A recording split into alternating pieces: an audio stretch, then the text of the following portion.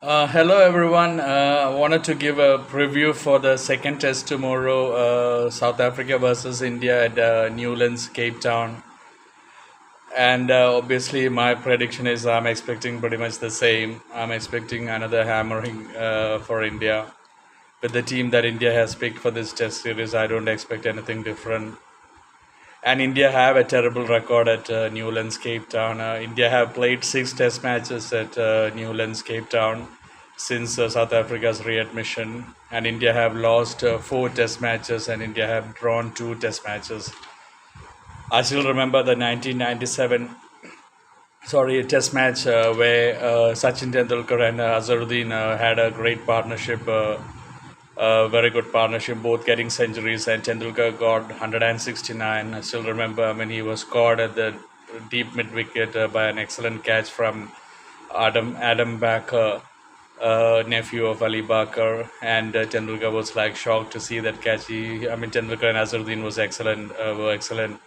Lot of good shots played, but India still got a hammering in the test. India were beaten by 282 runs.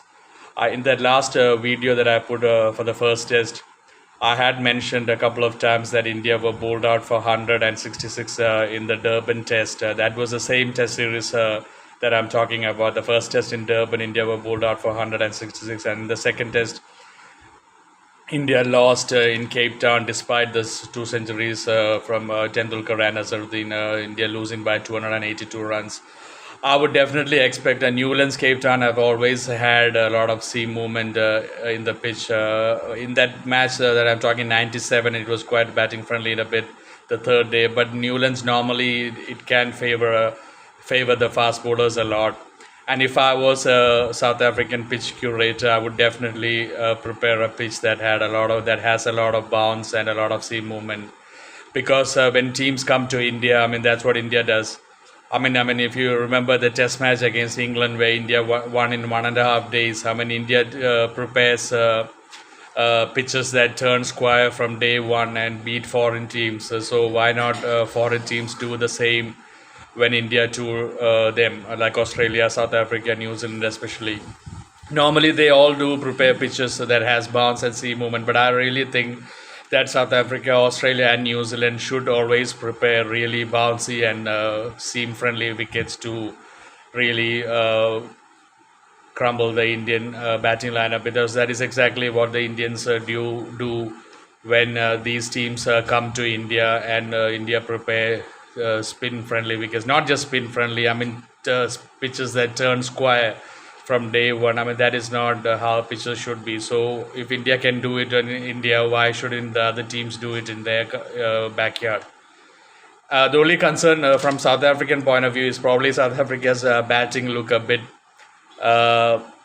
inexperienced. Dean Elgar, obviously the opener, but if you look at the other batsmen, Markram is there as well. But Keegan Peterson, he had a very good series against India last time.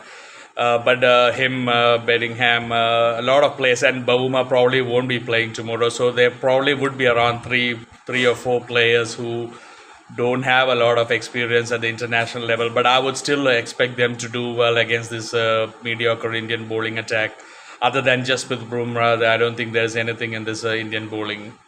So I would definitely expect South African batsmen to get good runs. And obviously, India would definitely have problems against the South African pace attacker, Rabada, Ngidi if he's playing, Kutsia, Janssen. They are going to have Maria, I think, on this pitch. I really hope. Obviously, since the 90s, I'm being very honest, since the 90s, since I could understand cricket well, I've never been a fan of Indian Test cricket, where India always prepare these spin-friendly wickets. I've always felt that India can't play outside India, and it's kind of disgusting to see that. So I always, when India tour foreign teams, I always, even though I do enjoy good Test matches, good cricket played by India, if they do, which is very rare, I always do expect foreign teams to thrash India. Unless Kohli and Rahul do something extraordinary in this test match, I expect the same for India.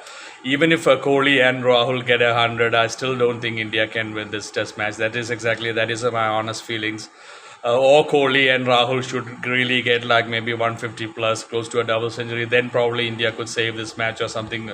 A miracle can happen. But otherwise, I expect the Indian team to struggle against South Africa again, because I don't think technically, other than KL Rahul and sorry Kohli, I don't think anyone in this Indian batting side has the technique to survive and play well in South African conditions where the ball bounces and seams. All the other batsmen in this team are really one-day players, T20 players, and I don't think they are going to play well in South African conditions. So anyway, that is my preview for tomorrow's Test match. Like I said in the beginning, I'm expecting another hammering of India, and let's see how the match goes. Thank you for joining in. Take care, everyone, and God bless you.